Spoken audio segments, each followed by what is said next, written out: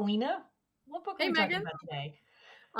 The book that we're going to be talking about is called Four Lost Cities: A Secret History of the Urban Age, and it's by Annalee Newitz. And the book is part of what we're calling our "What is Archaeology" theme for the Of Mycenaean Men book club data story. How would you describe this book in like one sentence, Megan? You know, it's very hard for me to do anything in one sentence, but I will try.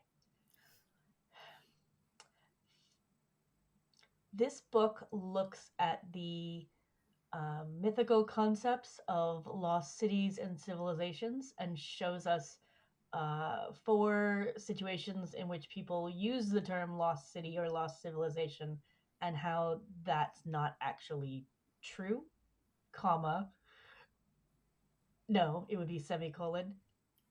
It also discusses what we should take away from this in our current environmental, political, and social climate. Yeah, So it's a it's good book. almost one sentence. Yeah. Paulina, what did you enjoy most about this book? There were a lot of things I enjoyed about this book. I would say that overall, I just love Newitz's tone throughout it. There's such sort of a fun, like there's very much I can't explain this in other way. It's kind of like a normal person vibe. Like they're visiting all of these really awesome places, and they're talking with all of these archaeologists, and they're talking about these places in the deep past or in the more recent past. But there's this strong thread throughout the whole book of just like an underlying acknowledgement that we are all human, and there's no one way to do that. There's no one way to have a city or to understand yourself in relation to others. And the way that Newitz does it is in such a like regular person way, like when they're talking about graffiti or they're talking about like people selling food in Angkor Wat. It's just there's this very like we are all still human through all of this theme through it, and I absolutely just like love that as a device that connects all of these different cities from very different periods of time to us in the present and to them in the present, talking with modern archaeologists about the work that they're currently doing at a lot of archaeological sites. What was one thing that you thought was really interesting that you learned from the book, Megan? I really loved the way that they played with the idea of expertise. That they were very much they were very honest with saying like they are not an expert in these particular sub areas. Um, but then they would talk to current experts, and they would also go back and look at what people who were experts in their time said and sort of tease apart like where are the places where expertise falls apart because of cultural values or social values or racism and xenophobia and all of those things.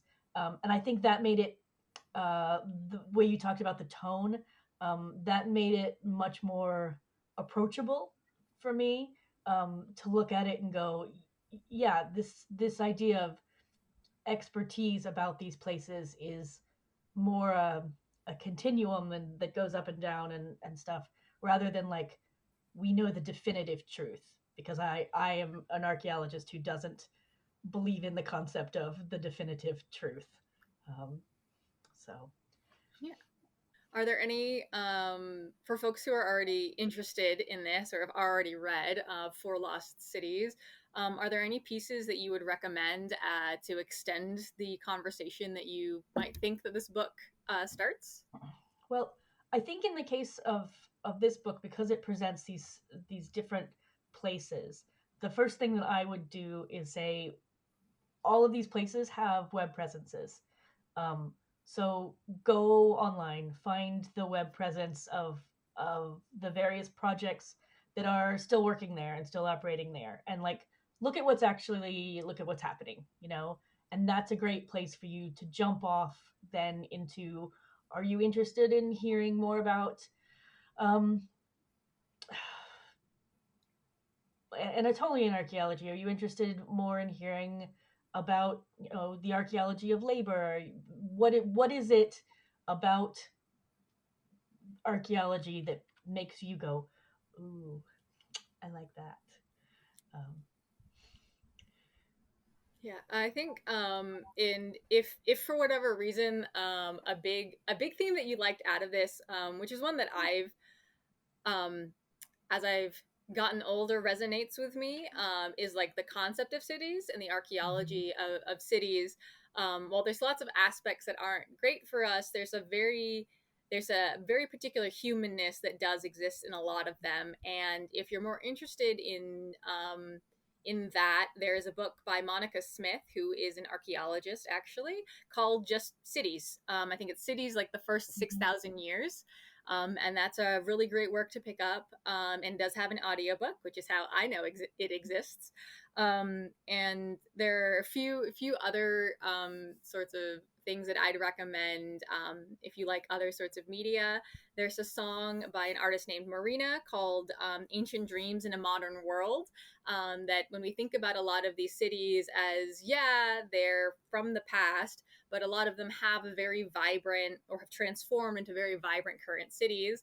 I think that's such an important theme to just consider, as we live in these places.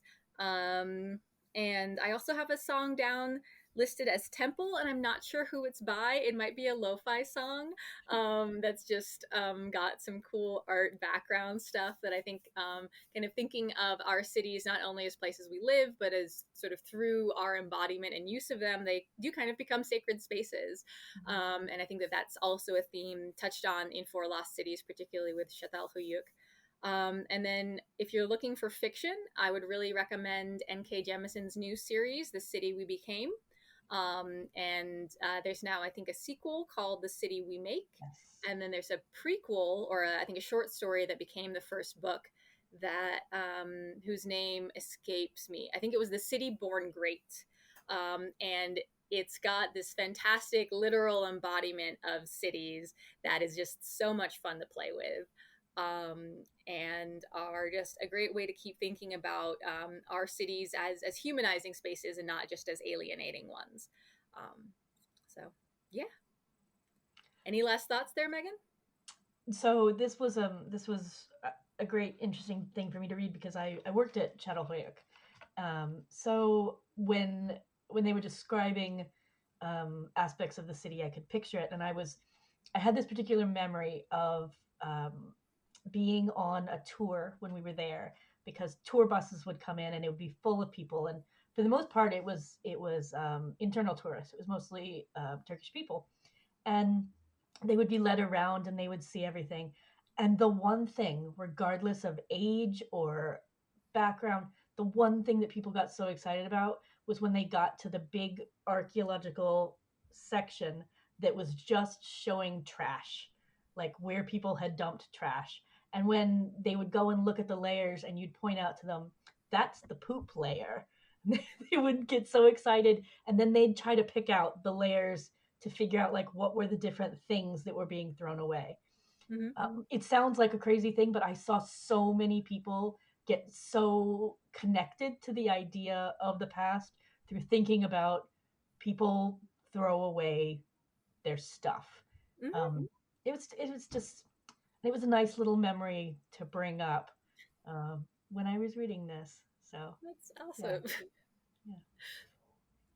Yes, there is nothing like being reminded of pointing out to tourists the poop layer in an excavation section. Look, you know what? I feel very privileged. Ian Hodder pointed out the poop layer to me, so I felt like I needed to pass it on.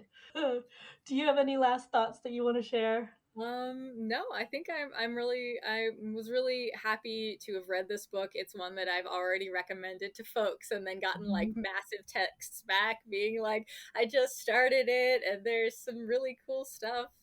And so I just love knowing that this is a book that's out there that I can recommend to people, that draws in this false narrative of the lost whatever, and then brings it back to no, that has more to do with human memory than actual like losing of things, Mm-hmm. and how we conceive Yeah. of that. So um, yeah, thank you so much Great. for chatting about this book today, Of Megan. course. Of course.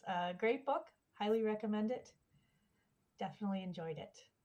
Awesome.